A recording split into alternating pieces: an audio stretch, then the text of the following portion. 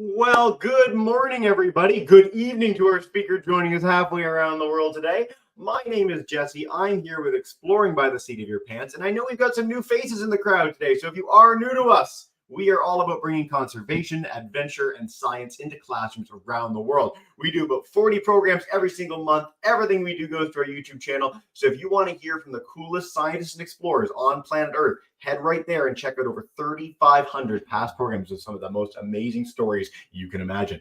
Now, this summer, I had the chance to watch Planet Earth 3. I'm a huge fan of the BBC, big nature history documentary showcasing all the breadth and wonder of animals around this planet.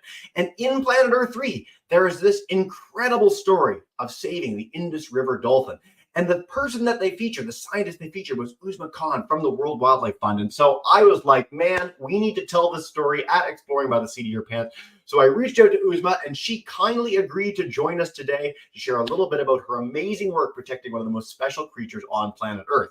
Now, as we all know from the past 4 years of virtual programs, sometimes some of the tech doesn't work out quite the way you'd want it to. So Uzma is a voice in the ether. Her camera refuses to flick on today, but I'm going to bring her into the broadcast so we can dive in and learn from her. Uzma, thank you so much for being here today, and welcome to Exploring by the Seat of Your Pants. Thank you so much. It is a great pleasure to be here and talk to the students. Now, I know you've got a lot to share with us today, and so if you want to dive in, I have your presentation up. You can just tell me when to go through our slides, and we will lead in on the story of the Indus River dolphin. Oh, thank you. So today I'm going to share my story of the Indus River dolphin. As Jesse said, it's a really special creature as it's only found in Pakistan. So please move. I thought to show you where I'm speaking from. So this is, as Jesse was saying, it's the other side of the world. So it's evening here, and Pakistan is located on the opposite side as where you are. And I'm next to India and China. So that's where Pakistan is. And it's a special country because we have the second highest peak on one side, which is the K2. And on the other side, we have Arabian Sea. So quite diverse in terms of culture and biodiversity. Please move ahead. So since I'll be talking about dolphins, I thought to share a little bit on how dolphins evolved. So you may know that ancient Earth used to be one big mass of land surrounded by a very big sea. And as you see on this top right corner, there was a big sea also. As the plates moved, there was a sea which was called Tethys Sea. This sea, as the Earth plates kept moving, as the planet evolved, the sea became smaller and smaller. If you move ahead, Jesse, as the sea was becoming smaller, there was a creature like this on the land. It was very amphibious sort of a creature. You know how amphibians are. They also go in water and stay on land. So it was like a wolf, but with some amphibious characters. And the fossil of this animal was actually discovered very recently. For me, it's quite recent, 1981. And it was discovered in Pakistan. So that is the reason why the name Pachycetus was given to this animal. And from this animal evolved all the whales and dolphins that you see in today's world. If you move ahead, please. So if you see this, the second the second on the right, sorry, I can't point out, but there was a mass of land, which is like Pakistan and India type of, land at that time. It broke off and collided. And as I was saying, this Tethys Sea was becoming smaller. The reason was of the collision of this land. So two things happened because of this collision. Tethys Sea completely disappeared, and the mountains, which we today call them as the Himalayas, they were formed.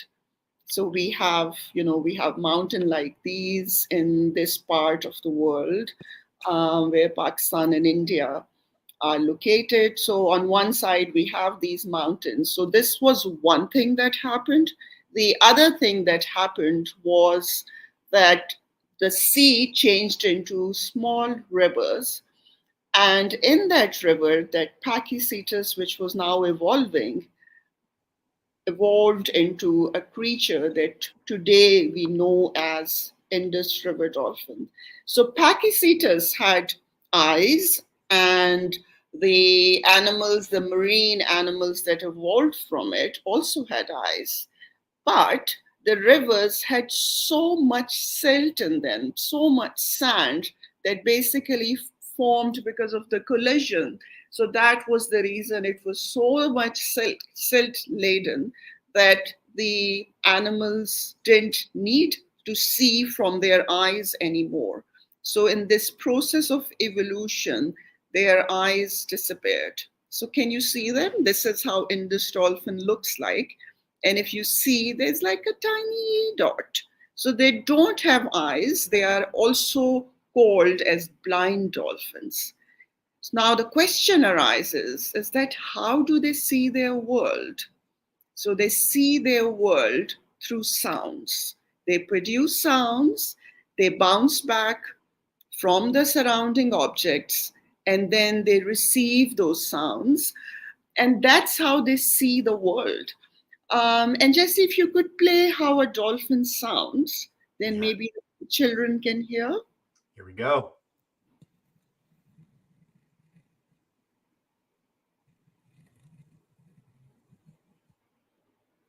Very cool. Sort of like static on a TV. Yeah, it's like an engine sort of a sound. Okay, so let's move ahead. So the closest relatives of these Indus dolphins are actually the toothed whales that you see in this picture. So you know the top one is the toothed whale, and the lower one is a marine dolphin. It's a spinner dolphin from Pakistan, the Arabian Sea. So the relatives are the closest relative of our Indus dolphins are whales, the toothed whales, not the dolphins, because they are very ancient species that I told you evolved from that animal that used to walk on land and also go in water a long time ago, like 50 million years ago.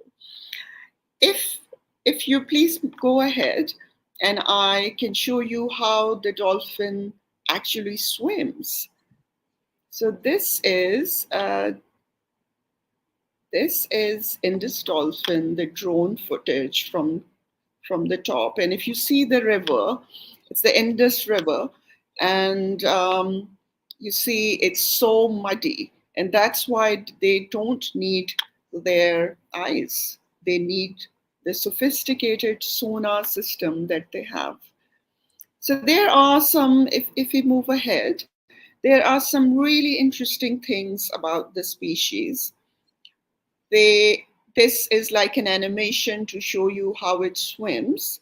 It can side swim because the river changes a lot. It floods when there are heavy rains, then there's a flooding, there's a lot of water. But then in the dry season, when there's not enough water, the river is very shallow. So then they have this ability to turn on their side and swim and pass through very shallow water. So that because the river changes and there are deep pools that are connected by very shallow water. And if you see that in this animation, we have shown how they touch and feel the bottom with the nerve endings of their flippers. So, you know, that's very sensitive and they can feel constantly and they know what's happening. So they are very sensitive and connected to their environment. And then these are some interesting things. They are, since, you know, their world is about hearing and seeing through their sounds, they are very sensitive to noises.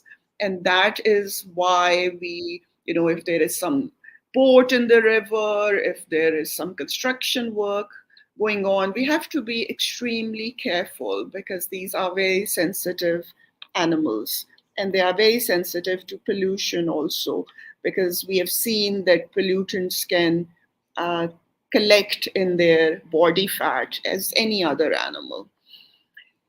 If we could move ahead. So 100 years ago, the range where, all the rivers of Pakistan, we have five major big rivers in Pakistan, they all had Indus dolphins. So the range where it used to be found was really big and it could freely swim from one part to another.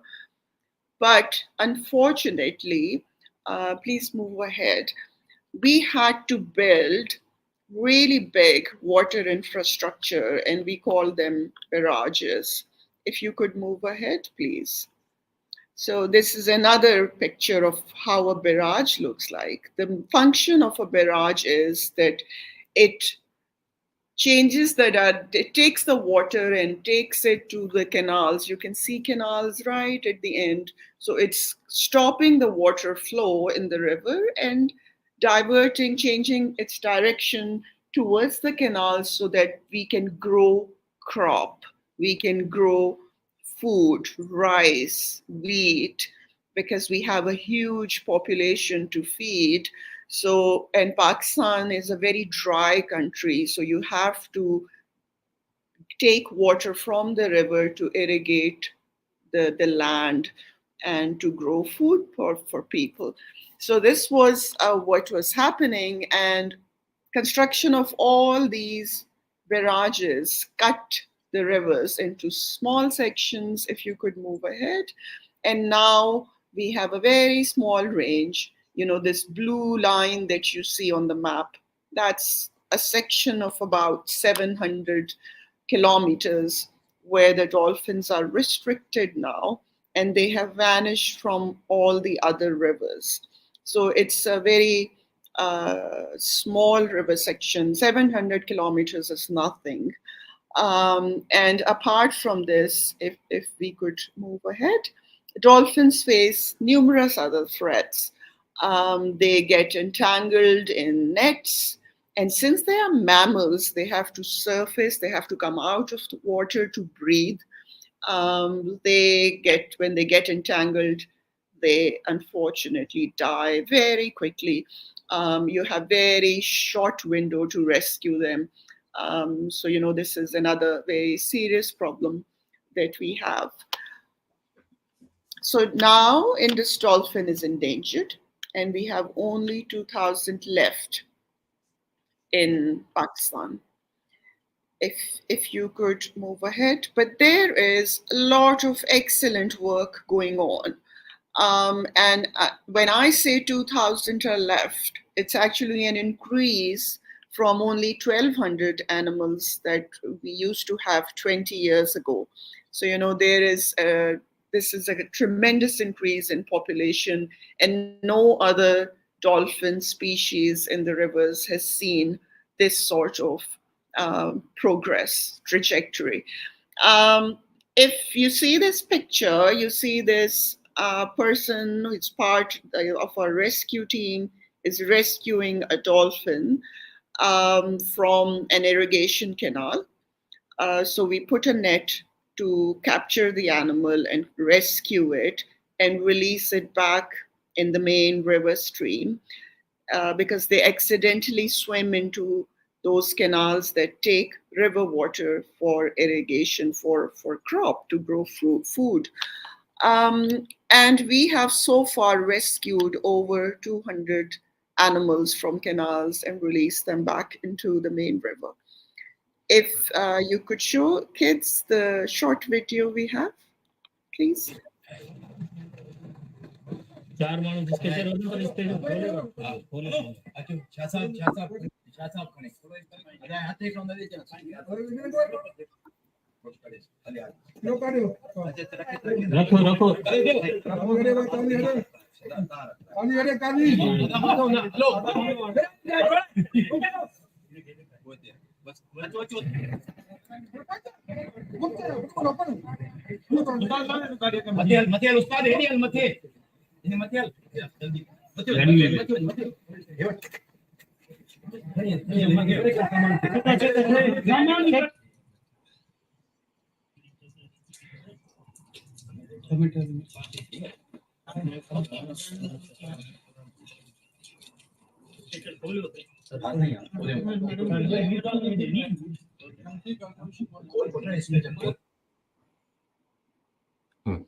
Okay, so this is it's a small dolphin. It's like a not a baby, but it must be like 3.5 years old. And we rescue them in these special ambulances because they, as I said before, they are very sensitive to sounds. So these ambulances are soundproof, and we take them because sometimes the canals are huge. So sometimes if you are translocating them, it you are traveling a distance of up to 250 kilometers, 200 kilometers. Sorry, I think you use miles, but yeah, so it's a huge distance, and you have to ensure that you don't give any stress to the animal, especially. We have, you must have seen in the video, there are stretchers and there are mattresses.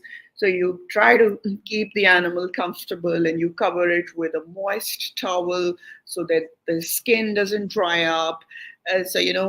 Precautions are taken in translocation. And you saw a lot of these people who were helping. These are actually fishermen, local communities that help in rescues. And the area is huge. So, these fishermen help us in monitoring the area, help us in reporting, and then help in rescues also, because they are excellent divers. If we could move ahead, please. So we want to, research is also another component. And if you see this dolphin, it was a huge female. It was over 6.5 feet. And you see the teeth. I don't know if you can see them properly, but these teeth are really worn out and dark. They're very yellowish in color. It shows that it's a really grown-up animal and it has seen the world, sort of. So we take it out. This was trapped in a side channel, and we use that opportunity to put a satellite tag on the dolphin to see how these animals are moving, what sort of habitat they use, and what sort of area they go into, and how their movements change with seasons, rainfall. So that's why we put the tags, and satellite tracking is extremely important in understanding the behavior of animals.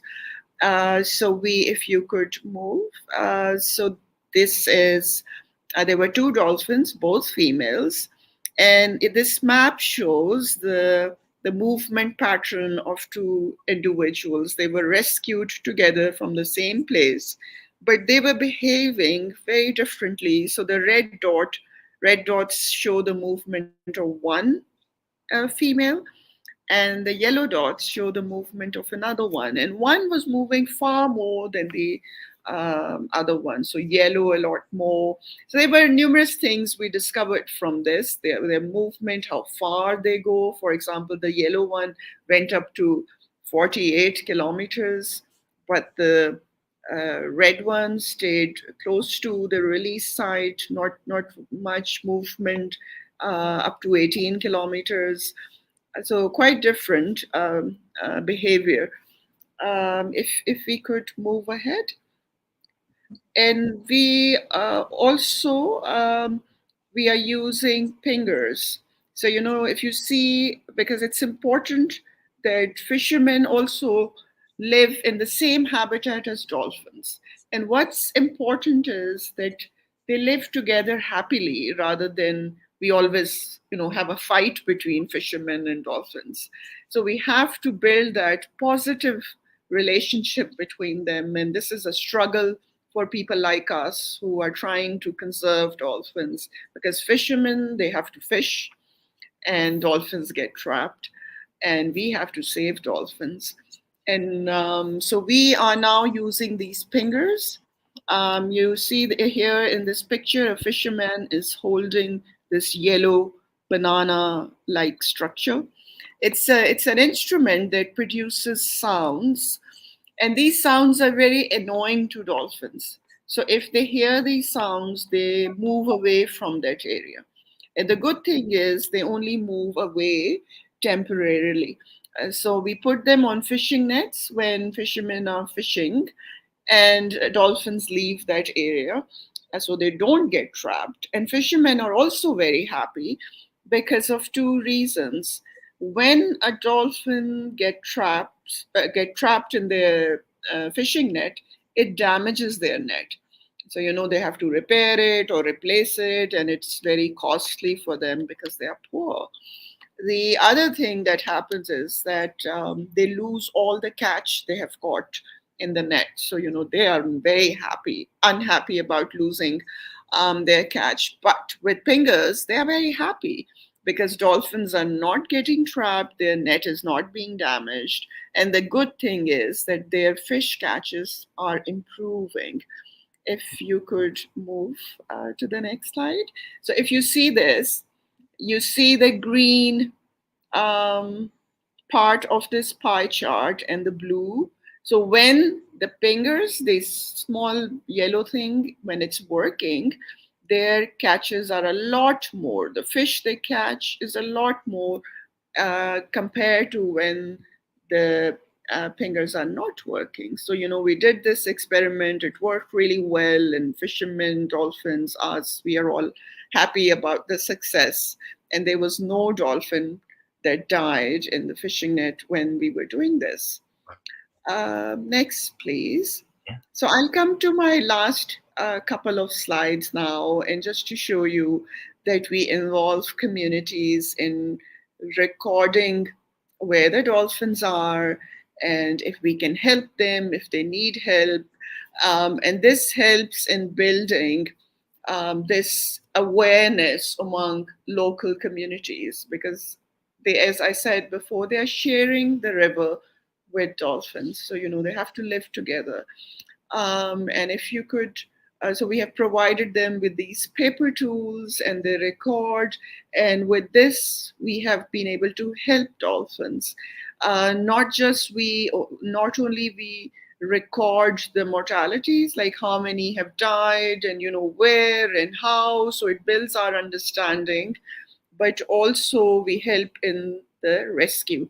So because of these fishermen that are reporting, we have been able to rescue small dolphins. You see, there's a baby dolphin, and it was stuck in some rocks on the side of the river. And this fisherman, he helped us in rescuing. And not only dolphins, but there are turtles that are being rescued.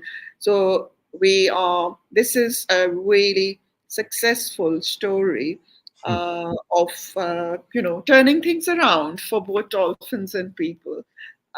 With this, I will end, and thank you very much. Uzma, thank you very much, and what amazing work. It's been really interesting at Exploring by the Seat of Your Pants, because we do so many conservation programs, to see how community conservation has really been a policy that's been adopted around the world. When you incorporate local people into the work that you're doing and make them recognize or showcase that the solutions that work for animals tend to work for people as well, it's really a transformative thing. So I'm so glad we covered that. And thank you for sharing your insight and expertise today. 1,200 to 2,000 dolphins is remarkable. It's quite an incredible solution. That's amazing. Yeah. Yes. So, and I just saw your message that you couldn't, the kids. Okay, do you want me to play it now, quickly? Yeah, I can. I'll make sure all our classes have the sound, because if we did miss it, I apologize for that. It should have played. I don't know if you heard the sound in the other videos. They played for me on my end, so we'll try and get the sound for everyone in a little bit. I know the computer's being a little finicky today, but rest assured, you will hear a river dolphin sound by the end of the broadcast. Uzma, I'm going to bring up a picture of you so that people can see you as we dive in with our Q&A together. I know the camera's being a little iffy today, but we will dive in and start taking questions if that works for you. Yeah, perfect. Amazing. Well, Miss Stangolis' class, they're in Pleasant View Middle School, and they want to know why you study dolphins specifically. Why not any other animal? Was there a particular reason that you chose dolphins, Uzma? Oh, you have to see dolphins and you will just fall in love with them. Simple as that. I worked with a lot of species because I started my career with zoos. Yeah. So I worked a lot with zoos, and it was in a way sad also. And then I got this opportunity to go on the Indus River, and I saw the dolphin, and I was like, yeah, that's where I belong. So that was it. And I worked with various species, but Indus dolphin will always hold a special place in my heart.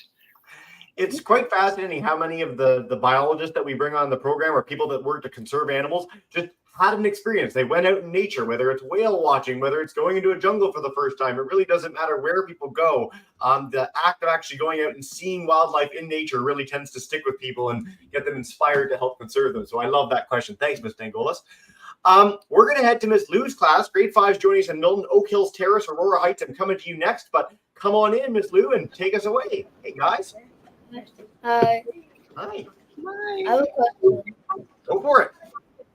If the dolphins are pink, are they in good condition? Ooh. So, Uzma, with dolphins, the size of them, does that indicate how healthy or what condition they're in? Yeah. Perfect. Their health condition, you mean? Yeah. So if we have a dolphin and it's particularly big, does that tell you how healthy it is? What can you learn from how big Oh, yeah, a of dolphin course. is? Yes, so you can, they're usually, you must have seen in the pictures, they have quite a round belly, and if they are round and nice, they are healthy usually. If they are not in very good body condition, you can tell, because then you would not see the firm fat around them, which is keeping them warm and is a storage of food for them. So you can see I've come across individuals that were, they were they came as part of our rescue work, and one of them had a lower jaw broken, and obviously that animal then was not in a very good condition because probably couldn't eat well, could not navigate, move around well. So yes, when you see an animal, you can tell some of the things are very clear from their body condition. We did a live bird banding the other day in the Idaho hills, and they have the exact same thing. It's like how fat the bird is. If the bird is fat, we're happy. So in general, in nature, if you're someone working on species conservation, you want something to be very round because that means that it's eating really, really well. So I love that we got that question. Thanks, guys. Oak Hills Terrace. I'm going to head to you guys, San Antonio. Come on in if you've got a question for us and take us away. Hey, guys. Okay. All right. Come over here, Madeline. Right here? Yep. All right. We're trying to get a little bit of light on her because I know she's. Yeah. There we go. Okay. This is Madeline, and she's got a question for you. What do they drink and what do they eat? Nice. Great question, Madeline. Oh, thank you for asking this. It's quite interesting. So I don't think they drink. We don't know, but they eat fish. And they eat freshwater shrimps, like really small ones. They are not selective. It's good that they are not selective. They are not picky eaters like some of the children. So they would eat any type of food they find, but like any type of fish, shrimps. So which is good that they are not picky eaters. When I was the age of the kids in these classes, I was the ultimate picky eater. All I ate was pasta and rice constantly for like 20 years. So don't be like me, kids. Eat everything. Aurora, fish and dolphins. Yes. That's a good way to be healthy as well. Aurora Heights, we're going to head to Mr. Congram's class. Come on in, guys, and take us away. Hey. Yes. How big was the biggest dolphin you rescued? Ooh. Oh, good one.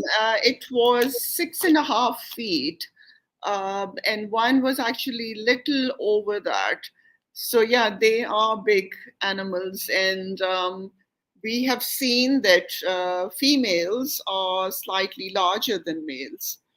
So we have also seen that. And yeah, they can be quite big and very heavy. So yeah, they're big ones. A quick follow-up on this. How do they compare to other river dolphins? I know some ocean-going dolphins can get quite a bit bigger than that. Are they like the champion heavyweights of river dolphins, or do the ones in the Amazon, Yangtze, what have you, beat them for size? So yeah, Amazon can be bigger than this, and Amazon is also quite different in a way that the river is very different. They move a lot more. They are able to move, I should say, a lot more because they don't have those infrastructures in the river, and they can see. They are not blind. So Amazon is not blind, and then Amazon also has another river dolphin. It's called Tukushi, and they can also see, and they jump out of the water also like marine dolphins. But Indus dolphin, as you saw in the little video, it just comes out very little and goes back. So it's very different behaviorally. And yeah, Indus dolphin and the one in India and Bangladesh, and Nepal, which is called Ganges river dolphin, they both are very closely related. They are the only blind dolphins. And the Yangtze finless porpoise, which is in the Yangtze River in China, also has eyes. It's a porpoise species, and also that is critically endangered, and a very small population of around 1,200 remaining. Yeah, Yeah. yeah. Thank you for sharing a little bit about that. I love highlighting river dolphins because it's something that when I was the age of these kids, I didn't even know existed. Like the first time I saw a picture of a river dolphin with the missing eye and the sort of pinkish color, they're so surreal. They're such different animals than anything else in the world. So thank you for sharing all that. We're going to head back to YouTube briefly for a question, and then we're going to come to all our classes for another round of questions. So online, Uzma, one of the questions are, what are signs when a dolphin is hurt or uncomfortable? How would people even know to go about saving them to begin with? So if they are obviously in a canal, in a small pond, if they are stuck there, then you can see they are uncomfortable. And sometimes you can see that they are losing the good body condition also. Because the food depletes if they remain in a disconnected sort of small area for a long, long time. But if they are out of water, that's when you can tell clearly when they are stressed. So something that happens is that because I think they stretch their muscles or what when they're tense, the body becomes a little curved. So, it takes the shape of banana. And that's when it's a telltale sign that they are extremely stressed. And also they would, their tail, the fluke, they will tap it up and down very rapidly. And that also shows that they are stressed. If they are very stressed, they can also start vomiting. And then they also snap their jaws. They'll open and close it. And that's also another sign that they are very stressed. Yeah.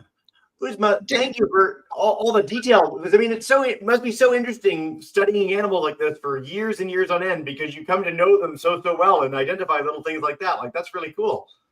Yeah, it's really interesting. But then it's also, you feel very responsible.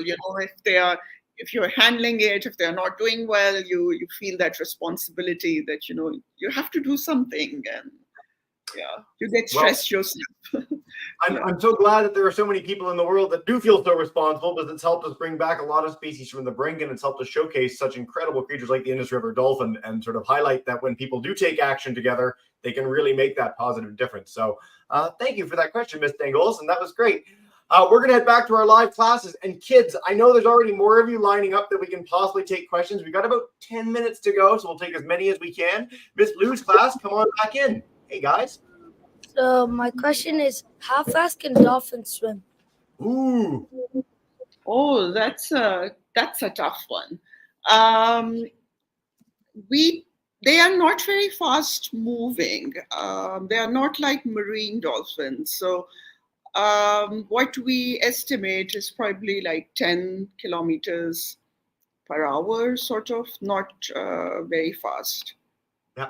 It's funny, I've been watching nature documentaries since I was a little boy, like younger than the kids today. And when you see marine dolphins, they're like a torpedo, like they're going so fast. And the river dolphins are always like, they're just, it's a nice lazy life. You go around, you catch some fish, you hang out. It looks a lot more relaxed. Yes. So when we are surveying them, when we are counting them in the river, we try to maintain the same speed, actually lower than this, so that we don't miss them. If we go too fast, then it's likely that you will miss them. So yeah. I like that very much. That's the first we've heard of that with one of the species we've covered. That's neat. Oak Hills Terrace, we're going to head to San Antonio again. Come on back up if you've got a second question for us. And take us away, guys. Hey. Tell them your name. I'm Juliet, and my question is, how do people help your nonprofit? Ooh, yes. How can people help you with the work that you do, Uzma? Oh, there are various ways. So you can become a member of WWF. You can also raise funds and make a donation. One can, if let's say you like a particular species, you can also say that you would like that your donation goes to that. So there are various ways. You can also help by telling other people about, about dolphins, about issues, about their habitat. I think that everywhere we need to save fresh water. Fresh water is precious. So it's not only about fundraising, becoming member, making a donation, but also telling others. So, we feel that we can contribute by changing our behavior, not wasting water, not throwing litter around. So, and recycling, all those things. So we can take our actions ourselves, or we can raise funds and make a donation. Uzma, that's a beautiful answer. And it's really interesting because with a lot of the conservation partners we bring on, there isn't even a donation option. It's all those things that you mentioned. And so many of you kids are already doing those things in your day-by-day lives. You're the most engaged and informed generation ever. So kids, you guys are doing an awesome job. Honestly, keep it up. It's going such a long way. Tell your family and friends about the Indus River Dolphin and everything you learned today. And I have put in the chat for everyone, if you want to donate to World Wildlife Fund, they are the largest organization in the world for helping save wildlife. I've been, involved with them in various ways for years.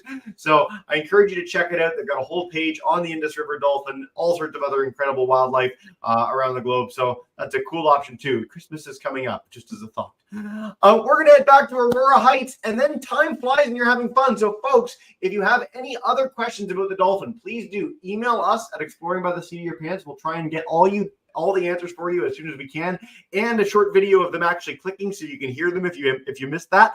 But we're going to wrap up with one more question from Aurora Heights before we turn it back to you, Uzma, for a final message. So come on back in, Mr. Congram's class. Hi, guys. What's the climate? What's the what? The climate, like the The weather. climate. Yeah, what's the climate like there on the Indus River in Pakistan? Uzma, anything you can share about where you get to work?